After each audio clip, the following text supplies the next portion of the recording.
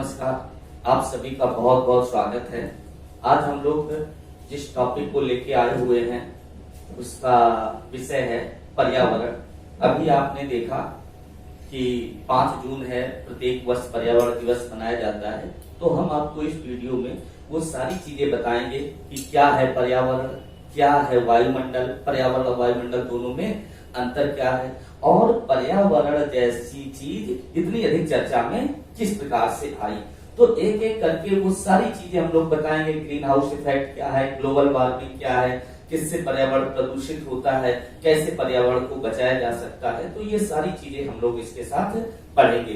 तो आइए वीडियो को स्टार्ट करते हैं आज के अपने विषय के साथ, पर्यावरण। तो सबसे पहले पर्यावरण की व्याख्या करते हैं कि पर्यावरण है क्या। मैंने बताया कि पर्यावरण 2 शब्दों परि प्लस आवरण से मिलकर बना है। अगर आप इसके शाब्दिक अर्थ को ले ले तो यही से इसकी परिभाषा स्पष्ट हो जाती है कि परि माने आसपास, आवरण माने जिससे हम ढके हुए हैं, कि यानी हमारे आसपास का वह वातावरण जिसमें व्यक्ति रहते हैं और वनस्पतियां पनपती हैं, पर्यावरण कहलाता है। जबकि इसके विपरीत आप वायुमंडल देखेंगे, वायुमंडल यानी वायु का आवरण। तो ये सबसे बड़ा डिफरेंस है पर्यावरण और वायुमंडल में। अब हम लोग बात करते हैं कि पर्यावरण इतना अधिक चर्चा में कैसे आया। तो देखिए, बात है उस समय की जब दुनिया में जनसंख्या बहुत तेजी से बढ़ रही थी। जनसंख्या बढ़ने के साथ साथ विज्ञान और तकनीक भी बहुत तेजी से बढ़ रही थी, जिसके कारण बढ़ती हुई जनसंख्या के रोजगार की जरूरतों को पूरा करने के लिए औद्योगिकरण भी तेजी से बढ़ रहा था। तो जब औद्योगिकरण तेजी से बढ़ा, जनसंख्या भी तेजी से बढ़ी, तो फिर इनके प्रभाव स्वरूप तमाम तरह की जो वेस्टेज निकलना प्रारंभ हुआ, गंदगी निकलना प्रारंभ हुआ, और वह आके धरातल पर गिरने लगी। वहां से पर्यावरण प्रदूषित होना प्रारंभ हुआ। तो जब यह समस्या ज्यादा बढ़ गई तब इस पर अंतरराष्ट्रीय स्तर पर चर्चा शुरू हुई। तो जब अंतरराष्ट्रीय स्तर पर चर्चा हुई तो पर्यावरण को लेकर सबसे पहला सम्मेलन 1972 में हुआ। 1972 में स्टॉकहोम में एक सम्मेलन हुआ और इस स्टॉकहोम सम्मेलन में भारत भी हिस्सेदार बना। लेकिन 1972 में स्टॉकहोम में सम्मेलन होने के बाद जब भारत के प्रतिनिधि लौट के आए तो पर्यावरण को लेके उतना काम नहीं किया गया जितना काम किया जाना चाहिए था। बातें आगे बढ़ी। कालांतर में क्या स्थिति आई कि एक ऐसा वर्ष आया, वह वर्ष था 1984। 1984 की बात है, 3 दिसंबर 1984 की बात है, जब भारत के मध्य प्रदेश राज्य के भोपाल शहर में एक गैस दुर्घटना हुई। वहां एक केमिकल प्लांट लगा था जिसमें से गैस लीकेज हो गई। उस गैस का नाम था मेथिल आइसोसाइनेट। मेथिल आइसोसाइनेट नाम की गैस जब लीकेज हुई तो रातों रात कई हजार लोग काल के गाल में समा गए, यानी उनकी मौत हो गई। जब यह घटना घटी, इसके बाद पर्यावरण को लेके भारत में बहुत व्यापक पैमाने पर चर्चा शुरू हुई। और हम कह सकते हैं कि इसी घटना के परिणाम स्वरूप 3 दिसंबर 1984 की घटना के परिणाम स्वरूप वर्ष 1986 में भारत ने पर्यावरण अधिनियम पारित किया। ये बहुत ज्यादा क्वेश्चन पूछा जाता रहता है कि पर्यावरण अधिनियम कब पारित किया गया। तो वर्ष 1986 में पर्यावरण अधिनियम पारित किया गया। अब पर्यावरण अधिनियम पारित होने के बाद सबसे महत्वपूर्ण बात आती है कि आखिर उसे लागू कैसे कराया जाए। लागू कराने के लिए क्या कार्य योजना होनी चाहिए थी। साथ ही साथ ये भी बता दें कि राज्यों के स्तर पर भी पर्यावरण को बचाने के लिए बहुत सारी चीजें शुरू हुई। एक बाकायदे स्टेट पोल्यूशन कंट्रोल बोर्ड बना, राष्ट्रीय स्तर पर राष्ट्रीय पोल्यूशन कंट्रोल बोर्ड बना। ये सारी चीजें वहां पर बनी जो कि पर्यावरण के लिहाज से बहुत इंपॉर्टेंट संस्थाएं थी। और अगर कोई संस्था है या कोई उद्योग है लगता है तो उसे पर्यावरण को एनओसी ये संस्थाएं देंगी। तो ये किया गया, लेकिन फिर भी ये समस्या रुकी नहीं, क्योंकि औद्योगिकरण बहुत तेजी से हुआ। औद्योगिकरण तेजी से होने के साथ जब ये समस्या रुकी नहीं, और भी चीजें बढ़ गई, आबादी बढ़ी। आबादी के बढ़ने के साथ साथ जो आवास की जरूरतें हैं वो आवास की जरूरतें बढ़ी। तो जब आवास की जरूरतें बढ़ी, लोगों ने पेड़ काटना प्रारंभ कर दिया। वहां से समस्या और विकराल हो गई। क्यों? क्योंकि हम जानते हैं कि पर्यावरण को अगर हमें अच्छा रखना है तो हमें कुल भूभाग के 33% हिस्से पर वृक्ष अवश्य ही लगाने होंगे। 33% हिस्सों पर वनों का पाया जाना आवश्यक है। लेकिन अगर भारत की हम स्थिति बात करें तो भारत में वनों की स्थिति बहुत खराब है। आज की डेट में जब हम आपसे बात कर रहे हैं तो 22-23% से ज्यादा भारत में वन नहीं है। उत्तर प्रदेश राज्य की स्थिति तो बहुत ही खराब है। उत्तर प्रदेश में अभी भी वनों का प्रतिशत 8% से कम है। आप समझ सकते हैं कि ऐसी स्थिति में पर्यावरण को किस प्रकार बचाया जा सकता है, यह एक बहुत बड़ी चुनौती है। यहाँ वन शब्द आया तो वन शब्द के विषय में हम बता दें कि वन समवर्ती सूची के विषय है। समवर्ती सूची का मतलब है कि इस पर कानून बनाने का अधिकार केंद्र और राज्य दोनों का है। तो वन समवर्ती सूची के विषय हो गए। इसके बाद हम लोग बात करते हैं कि पर्यावरण प्रदूषित कैसे हुआ। हमने बताया कि पर्यावरण प्रदूषण कैसे हुआ, जब आबादी बढ़ी, फैक्ट्रियों से निकलने वाला कचरा आया, उससे पर्यावरण प्रदूषण हुआ। और ये जो कचरा है वह पर्यावरण का प्रदूषक कहलाया। तो प्रदूषक कचरा और उससे होने वाली जो पर्यावरण को क्षति है वो क्या कहलाई? पर्यावरणीय प्रदूषण। तो जब हमने बताया आपको कि प्रदूषण के बाद आबादी बढ़ी, आबादी बढ़ने के साथ साथ वनों का कटान प्रारंभ हुआ, तो जो वनों का कटान, जिसको आप पर्यावरण की भाषा में निर्वनीकरण कहते हैं, यह एक बहुत इंपॉर्टेंट फैक्टर था वनों की कटान वाला, कि वनों की कटान से समस्या और अधिक व्यापक हो गई। उसी समय लोगों ने कुछ पौधे अन्न लगाना शुरू किए किसानों ने, जिससे उनको बहुत तेजी से अधिक लाभ मिल सके। उसमें एक प्लांट था यूकेलिप्टस का भी प्लांट। प्रारंभ में यह यूकेलिप्टस का प्लांट बहुत पॉपुलर हुआ। क्यों हुआ? क्योंकि बहुत ही कम समय में यह बहुत तेजी से लंबा हो जाता था। किसान इसे बेचकर अपनी जरूरतों को पूरा करता था। लेकिन बाद में यह देखा गया कि यह पौधा बहुत अधिक पानी अवशोषित करता है, लिहाजा जिस भूमि पर इसे लगाया गया है वह भूमि बंजर होती चली जाती थी। तो फिर इस पौधे के लगाए जाने पर रोक लगा दी गई और वर्तमान में इस प्लांट को पर्यावरण का आतंकवादी कहा जाता है। तो जब पूछा जाएगा कि पर्यावरण का आतंकवादी किसे कहा जाता है, आप बताएंगे यूकेलिप्टस का प्लांट। हम आपको ऐसी ही एक यूकेलिप्टस के बड़े से खेत में ले चल रहे हैं जहां पर यूकेलिप्टस को लगाया गया है, क्योंकि बहुत सारे बच्चों ने जो है यह नहीं देखा होगा कि यूकेलिप्टस का प्लांट कैसा होता है। तो चलिए हम लोग उसी यूकेलिप्टस के पेड़ पर आपको ले चलते हैं जहां पर आप इसे देखेंगे। ये पौधा जो आप देख रहे हैं ये पर्यावरण का शत्रु है और इसी को यूकेलिप्टस के नाम से जाना जाता है।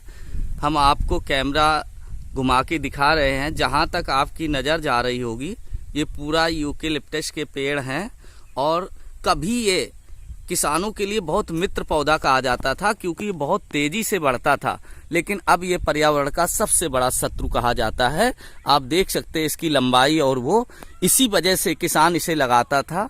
लेकिन इसकी सबसे बड़ी बुराई ये है कि यह इतनी अधिक मात्रा में पानी खींचता है कि अपने आसपास संपूर्ण जमीन को यह बंजर कर देता है।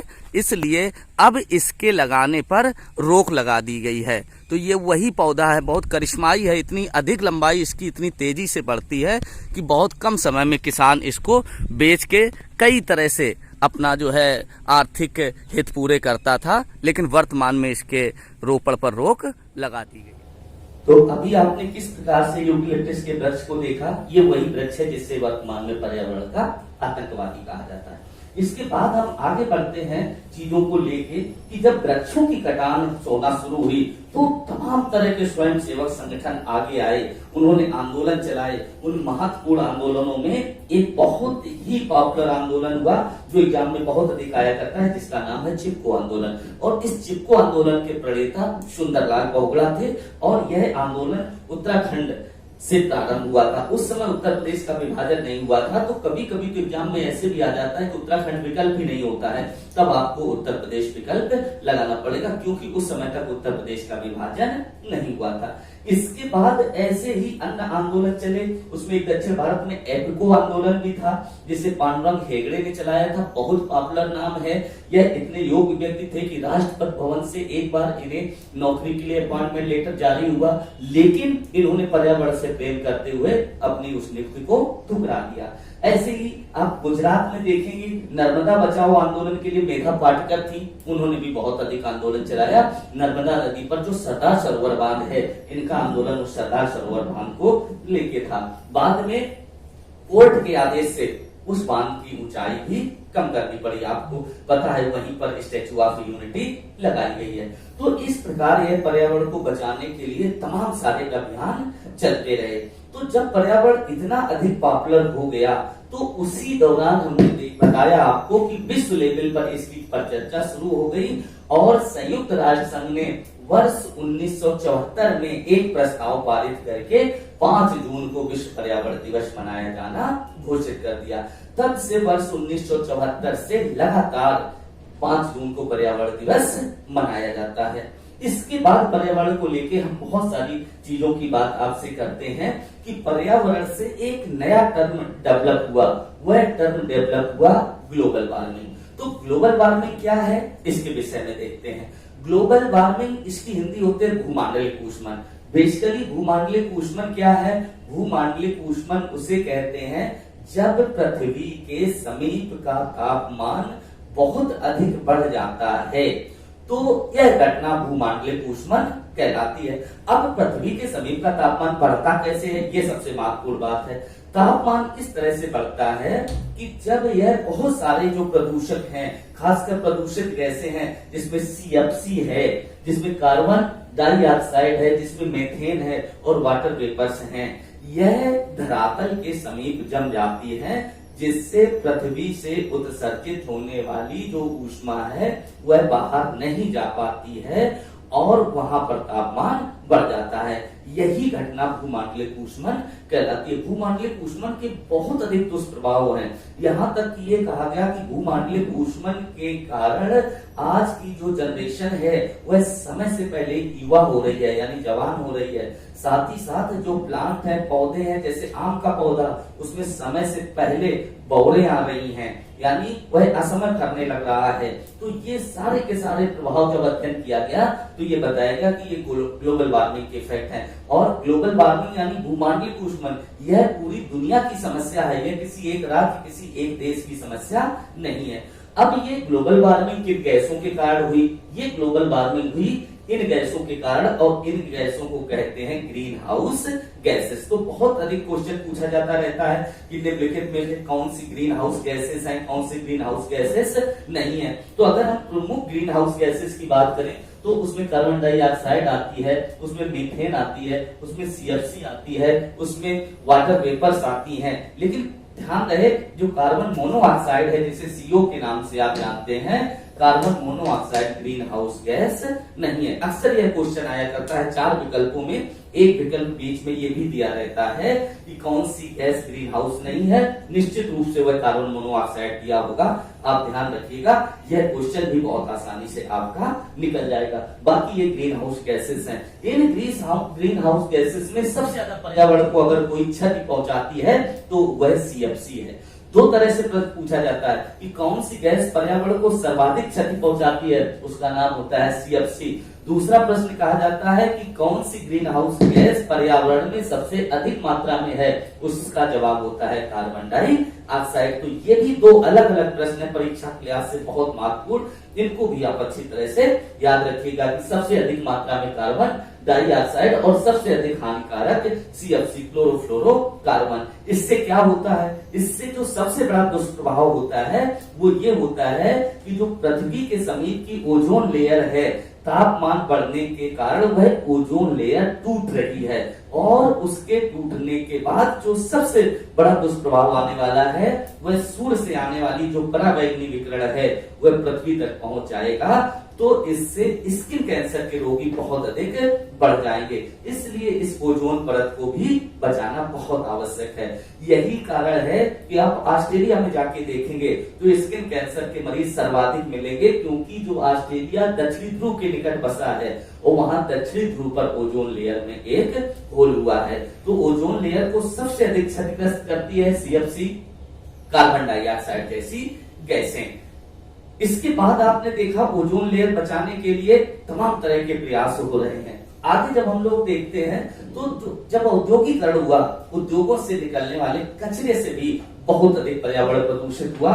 उनमें आर्सेनिक है, फ्लोराइड है, मरकरी जैसी चीजें हैं। हम इनके इफेक्ट बताते हैं।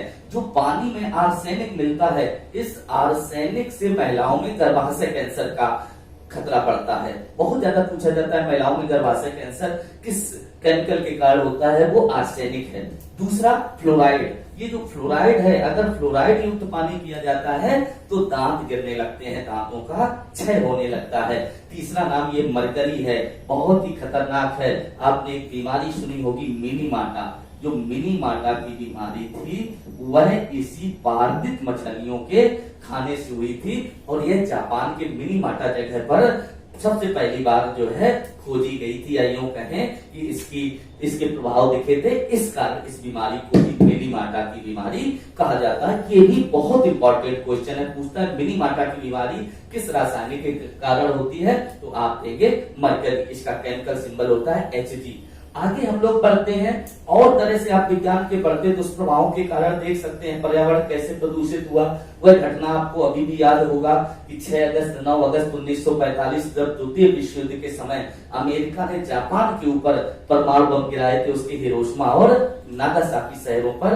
तो उसमें जो यूरेनियम इस्तेमाल हुआ था, उस यूरेनियम से जो रेडिएशन निकल रहा है, उस रेडिएशन के कारण जापान में लोग आज भी तरह तरह की बीमारियों से ग्रसित हो रहे हैं। तो आप देख सकते हैं कि किस तरह से विज्ञान का जो बढ़ता प्रयोग है वो भी पर्यावरण के लिए बहुत चुनौती बना हुआ। विज्ञान के बढ़ते प्रयोग से ही जो उद्योग है स्थापित हुए, उनसे कार्बन डाइऑक्साइड निकलती है। जिस शब्द को आपने सुना है कार्बन उत्सर्जन, तो कार्बन उत्सर्जन की समस्या भी विज्ञान की देन है, लेकिन हमें विज्ञान और जीवन को साथ साथ लेके चलना होगा। इसके बाद आपने देखा 6 और 9 अगस्त हिरोशिमा नागासाकी में परमाणु बम गिराया गया, उसके इफेक्ट आज तक दिखते हैं। तो ऐसी घटनाओं से हमें बचना है। साथ ही साथ अब हम लोग बात करते हैं कि पर्यावरण को बचाने के लिए हमें क्या करना है। देखिए, पर्यावरण को बचाने के लिए जो सामाजिक जागरूकता है वो तो बहुत आवश्यक है, लेकिन जो सबसे प्रमुख काम है वह है वनों का लगाना, पौधों का लगाना। यह सबसे महत्वपूर्ण काम है। क्यों? जिससे कि एक 33% का जो आपका क्षेत्रफल है वह कवर हो सके, क्योंकि पौधे ऑक्सीजन देते हैं, कार्बन डाइऑक्साइड का अवशोषण करते हैं। जब ऑक्सीजन देंगे तो व्यक्ति को स्वास्थ्य के लिए फायदा होगा, कार्बन डाइऑक्साइड का अवशोषण करेंगे तो जाहिर सी बात कार्बन डाइऑक्साइड एटमॉस्फेयर में कम होगी, जिससे कि स्वास्थ्य आपका अच्छा होता चला जाएगा। अब पौधों में किस तरह के पौधे लगाए जाने चाहिए, यह एक क्वेश्चन बहुत अधिक आता है। तो पौधों की बात करें तो पौधों में बहुउद्देशीय पौधे लगाए जाते हैं पर्यावरण में, जो कि पर्यावरण के लिए लाभदायक हो प्लस व्यक्ति के लिए स्वयं भी लाभदायक हो। तो जब भी ऐसा क्वेश्चन आएगा उसमें आप एक विकल्प लगाएंगे बहुउद्देशीय पौधा। इसके बाद हम कुछ और पौधों की बात करते हैं जो पर्यावरण के काफी अच्छे मित्र हैं, जिसमें पीपल है, बरगद है और पाकड़ जैसी चीजें हैं। ये जो पीपल, बरगद और पाकड़ हैं, इनकी सबसे बड़ी खासियत ये है कि ये सर्वाधिक मात्रा में ऑक्सीजन गैस को उत्सर्जित करते हैं। जब ये श्वसन करते हैं तो सबसे अधिक मात्रा में ये ऑक्सीजन गैस उत्सर्जित करते हैं। साथ ही साथ जो ट्रांसपोर्टेशन के साधन है, ट्रांसपोर्टेशन के साधनों में हमें डीजल और पेट्रोल पर निर्भर ना होकर हमें गैस आधारित प्लांट लगाने पड़ेंगे। जैसे आप देख रहे हैं जो शहरों में गाड़ियां चल रही हैं, उन गाड़ियों में आपने देखा है सीएनजी और पीएनजी वाली गाड़ियां चलती हैं। सीएनजी जिसका पूरा नाम है कंप्रेस्ड नेचुरल गैस, पीएनजी पूरा नाम है पाइप्ड नेचुरल गैस। जहां नेचुरल शब्द आता है इसका मुख्य घटक मीथेन हो जाता है, जिसे गोबर की गैस कहते हैं या फिर मांस गैस कहते हैं। दलदल में पाई जाती है यह, तो बदबूदार गैस होती है। तो ये एन फॉर नेचुरल और नेचुरल फॉर मीथेन। तो अब शहरों में सीएनजी और पीएनजी, सीएनजी वाहन चलने लगे और पीएनजी घरों में खाना बनाने के लिए सप्लाई होने लगी। पहले बहुत अधिक मात्रा में आती थी एलपीजी। पहले अधिक मात्रा में क्या आती थी? एलपीजी आती थी। तो एलपीजी जिसे कहते हैं लिक्विडिफाइड पेट्रोलियम गैस, जिसका प्रमुख घटक ब्यूटेन होता है।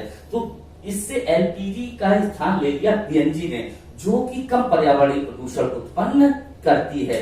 तो इस तरह से अगर हम इन साधनों का प्रयोग करें तो भी पर्यावरण की होने वाली क्षति को हम कुछ ना कुछ कम कर सकते हैं। साथ ही साथ भारत में राष्ट्रीय प्रदूषण नियंत्रण बोर्ड तो है ही है। अब एक सबसे बड़ी संस्था बना के तैयार की गई है, वर्ष 2010 में बनी थी। उस संस्था का नाम है एनजीटी। यह पर्यावरण के लिए सबसे बड़ी संस्था है, नेशनल ग्रीन ट्रिब्यूनल, दिल्ली में है। और इस समय वर्तमान की बात करें तो आदर्श गोयल, जिन्हें AK गोयल कहते हैं, यह इसके चेयरमैन हैं। चूंकि यह ट्रिब्यूनल है, लिहाजा इनके जो अध्यक्ष हैं वह न्यायाधीश स्तर का व्यक्ति होता है, जो कि पर्यावरण पर देखेगा। पर्यावरण के सबसे बड़े जो मुकदमे हैं वह एनजीटी में ही जाएंगे। तो ये पर्यावरण को होने वाले नुकसान और पर्यावरण को कैसे बचाया जा सकता है, विश्व पर्यावरण दिवस कब मनाया जाता है, अगर हम एक साथ समराइज करें तो कहेंगे कि विश्व पर्यावरण दिवस 5 जून को मनाया जाता है। वर्ष 1974 से मनाया जाना प्रारंभ हुआ है। पर्यावरण सुरक्षा के लिए कितने भूभाग पर वन होने चाहिए? 33% भाग पर वन होने चाहिए। पर्यावरण का आतंकवादी किसे कहते हैं? यूकेलिप्टस को कहते हैं। भोपाल गैस त्रासदी में कौन सी गैस रिसी, इसे हमने बता दिया। साथ ही साथ अभी हाल ही में हैदराबाद में एक गैस त्रासदी हुई, उसमें स्पाइरीन गैस रिसी थी। स्पाइरीन गैस का रिसाव हुआ था, ये हाल ही की घटना है, लिहाजा बहुत ही इंपॉर्टेंट टॉपिक प्रश्न यहाँ से बनता है। इसके बाद पर्यावरण अधिनियम कब पारित हुआ? तो 1986 में पारित हुआ। चिपको आंदोलन किसने चलाया? एलपीजी गैस का पूरा नाम क्या है? सीएनजी गैस का पूरा नाम है? पीएनजी गैस का पूरा नाम क्या है? सीएफसी का पूरा नाम क्या है, जिसे क्लोरोफ्लोरोकार्बन अथवा फ्रेयान कहते हैं। यह एयर कंडीशनर में कूलिंग के लिए इस्तेमाल की जाती है, लेकिन पर्यावरण के लिए बहुत अधिक हानिकारक है। इसके बाद आपने मिनी माता जैसी बीमारी को देखा। 6 अगस्त 9 अगस्त हिरोशिमा नागासाकी में गिराए गए बमों के विषय में देखा। आपको पर्यावरण को बचाने के लिए कैसे पौधे लगाना चाहिए? बहुउद्देशीय पौधे लगाना चाहिए। तो इन सब चीजों का ध्यान रखते हुए हम न सिर्फ पर्यावरण को बचा सकते हैं, बल्कि अपनी परीक्षाओं के लिहाज से भी हम अपनी तैयारी बहुत अच्छी कर सकते हैं। अगर आप वीडियो को ध्यान से देखे हैं तो मैं विश्वास से कह सकता हूं कि वर्तमान में जो एग्जाम्स होती हैं उनमें 3 से 4 क्वेश्चन इससे आते हैं, और वो 3 से 4 क्वेश्चन आप पूरी तरह सुरक्षित कर सकते हैं। मुझे उम्मीद है आपने बहुत अच्छे से पढ़ा होगा। अगर आप 2 बार इसको रिवाइज कर लेते हैं तो प्रश्न कभी नहीं भूलेंगे। वीडियो अच्छा लगा आप लाइक करिए, सब्सक्राइब करिए, शेयर करिए। आप सभी का बहुत बहुत धन्यवाद।